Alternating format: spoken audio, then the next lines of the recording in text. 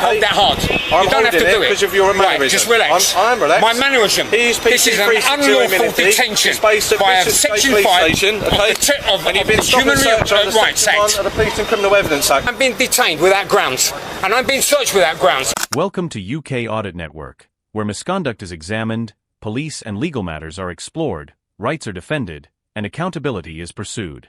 Today's bodycam footage comes from Crimebodge, so be sure to check the link below, subscribe to his channel, and give him full credit for the footage and this episode. Alan Norman steps out of a shop when officers suddenly block his path, accusing him of giving evils. What begins as a vague and petty claim quickly escalates into an allegation of shoplifting. Without clear evidence, he is detained and searched under Section 1 of the Police and Criminal Evidence Act 1984, PACE. Alan challenges the legality of the stop, and with the assistance of Crimebodge in pursuing the matter, he ultimately secures a significant payout from City of London Police. However, the story takes a tragic turn that makes this case particularly powerful. Okay, let's put it this way. Put it any way you like. You've been giving us evils as you walk past our van. You got into Boots. Yeah. You're feeling about with a lot of stuff and coming out again. I don't know what you're talking about evil. Why are you being so cagey? Am I obliged to answer your questions? The fact is, you're very cagey right from the start, mate. And Listen, the fact that don't you're give me a police nonsense. All right, okay. Cagey.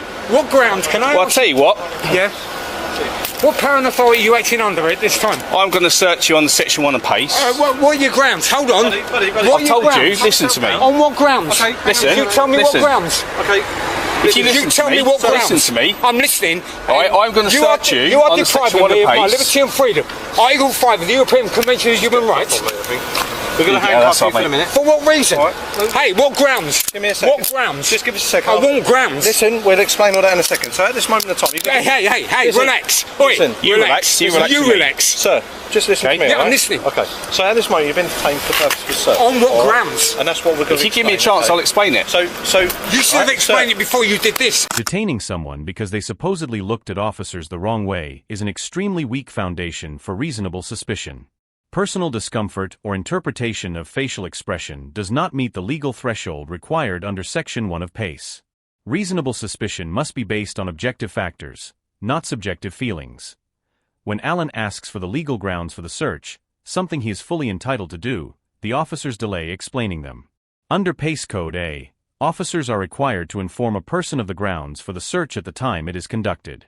This safeguard is crucial. Without it, a stop and search risks becoming arbitrary. Failing to clearly articulate grounds before or at the point of detention undermines the legality of the entire interaction. Okay, just bear with us, because we want to explain that to you. Right. So let my colleague explain what he needs to explain. Okay. However, it's really important that you don't interrupt him and let him finish what I'm he's going to let him say, okay? finish. But one thing I just want to add Yeah. is at this moment in time, you're obviously detained. Well, explain why you're detained. You should have okay? done that before. No. No. Human rights, No. it's very clear. Can I explain something to you?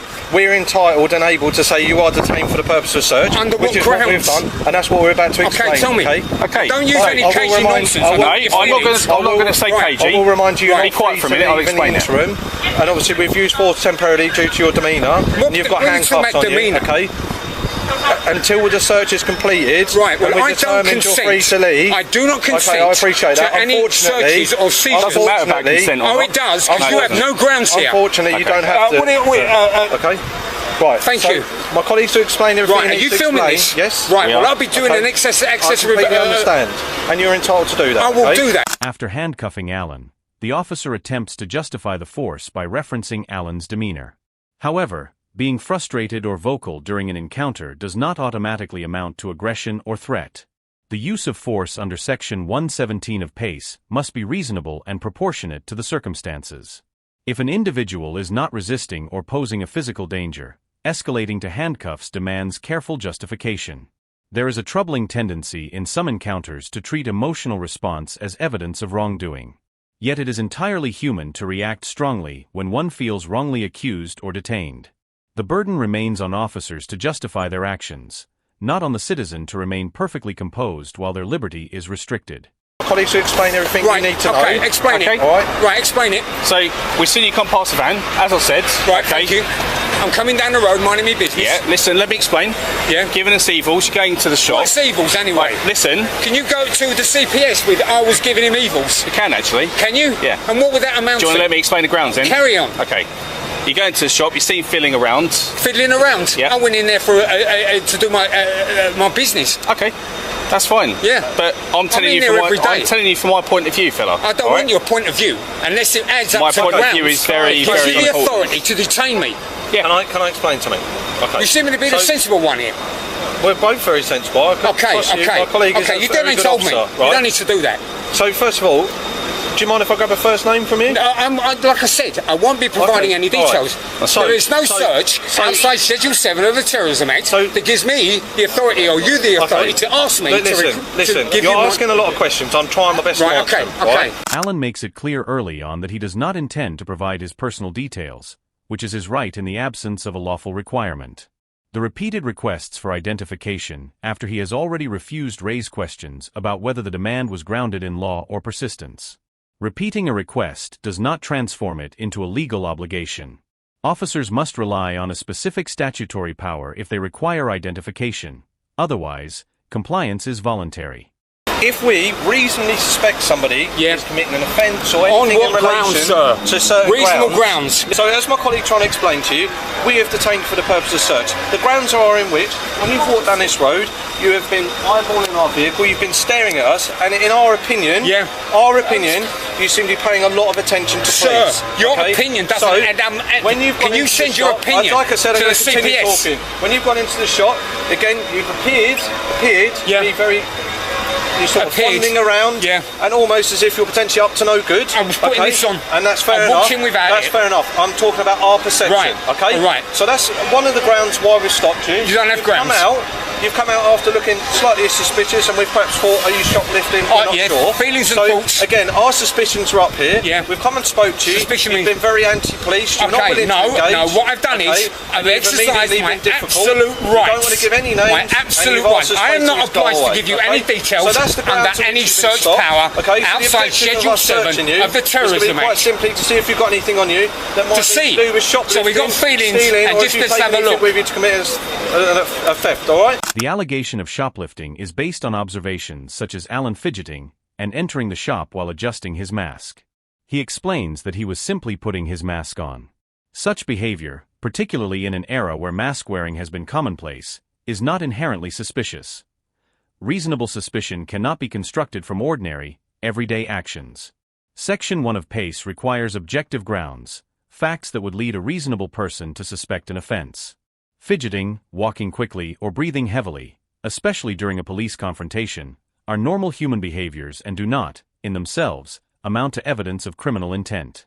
You don't have to hold that hard. You don't have to do it. Because of your mannerism. Right, just relax. I'm relaxed. My mannerism. This is an unlawful detention by Section 5 of the Human Rights Act. Of the Police and Criminal Evidence Act. You've got no grounds. You have no grounds. But you're trying to argue, you gave me your feelings. I'm going to reiterate you're detained. Alright? You gave me your feelings, that's all. So can I speak to one of you a minute? You gave me your feelings and that was all. Who's the OIC here? Oi, are you the OIC? Are you the OIC here? Can you hold that? Sergeant, thank you. Maybe get some reason here. Sir, I'm being detained without grounds. And I'm being searched without grounds, except his feelings and his thoughts. And via the Human Rights Act, Section 5, this is an unlawful detention. Have the officers given you the details of why? They gave me their grounds. He gave me his feelings and he gave me his thoughts. I didn't give any grounds. We have given grounds. He gave me his feelings. Listen, I'm going to do you a little favour. It's all on body worn anyway. Right, good. I'll be getting that access information request. Listen, maybe if you ask the officer to repeat them, he'll repeat them for you. Okay, well let's have it in. Can you repeat it before you carry on? Can I put this back in your pocket first? Because, sir, I am being detained unlawfully. My human right is being contravened here. Section 5, not section. Article 5. Article 5, yeah. Yeah. Okay. Article. I understand all of what you're saying, but let the officer explain again. Okay. Are you listening? I'm listening. Sergeant, because I'm relying on you to be impartial here. I'm listening. Right. Fine. Can you give me your? Can I put these back in your pocket first? You can do. It's up to you. Right. Okay, lady, you can relax, okay? You can relax. I'm not running anywhere. I'm an old fart. There's about how many of you? You can relax. You can relax. I am relaxed. No, you are not. Anyone filming this? We're filming it, don't worry. Search. I didn't hear the grounds. No, can you give him the grounds? I have said. He hasn't got on. Are you going to listen to me? While you're shouting at me, I'm can't hear a thing. So maybe let him repeat his grounds.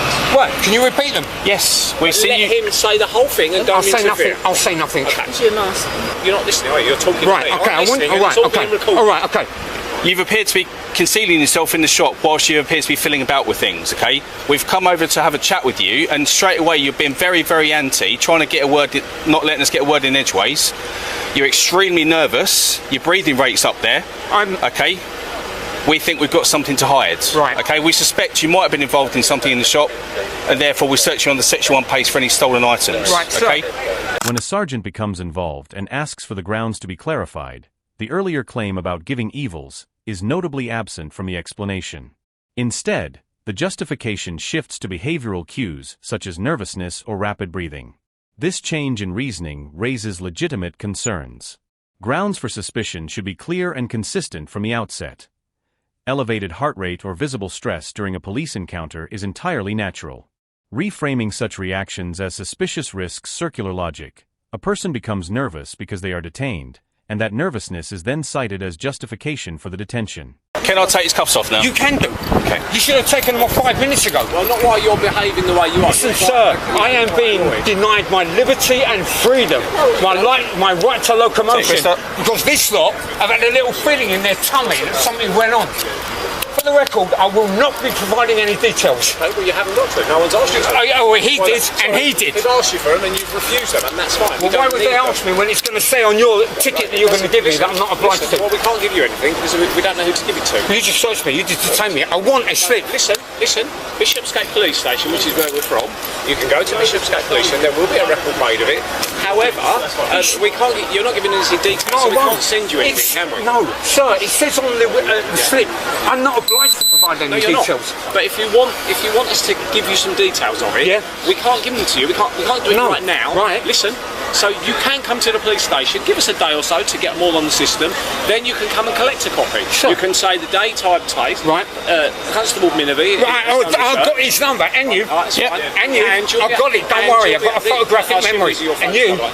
So, I'm telling you, Bishopsgate Police Station, my colleague will give you the address. I'm taking your details, you're the OIC here. Well, I'm the sergeant, I'm not IC. I've not had anything to do with this search as such, because I wasn't here for when the grounds were given. It's repeated. I've come over because you seem quite insightful, and I just wanted so let's not, let's not start splitting hairs with terms. I know them. You're not going to I pay close attention to all your codes of practice. I know. Good, okay, well, you haven't repeated any of them yet. So haven't I? Well, what one do you want to know? Section 1? Yeah. Stolen or prohibited articles. 1984, revised in 2015, but you have to have grounds. You have to have known. The officer gave you grounds. He gave me his feelings. And he gave me grounds. What are grounds based on? Facts, information, intelligence. What he has seen. It's not what he's seen. What did you see? Well, what did he see? I told you what I saw. Oh, you're talking nonsense. All right, listen, am I being detained? No, you can. I'm free to go. See you later. Thank you. I've been detained. Excuse me, please. Right, no nonsense. All right, okay, well, again, this is yeah, thank you anyway. Just confirm nothing's actually been taken since before, no? It's all right. Information access request. I'll be taking civil action against you and you. All right. Alan Norman ultimately pursued the matter. City of London police later acknowledged that the stop and search was not objectively reasonable and issued an unreserved apology. He was awarded £8,500 in compensation, a clear recognition that the officer's actions fell short of the legal standard. Tragically, Alan passed away from a heart attack before he was able to receive the compensation. His case was never simply about money. It was about principle and accountability. The official admission that the stop lacked objective grounds serves as a formal acknowledgement that his rights were infringed. This episode stands as a sobering reminder of the emotional and personal toll that unlawful encounters can carry. Alan was not an auditor or activist, just an ordinary member of the public who believed in standing up for his rights. He remained composed, challenged the officers lawfully, and pursued justice through proper channels. His story underscores the importance of clear legal standards, proper training, and adherence to procedure. When those safeguards fail, the consequences extend far beyond paperwork. They affect real people. Alan's determination ensured that this incident was not quietly forgotten.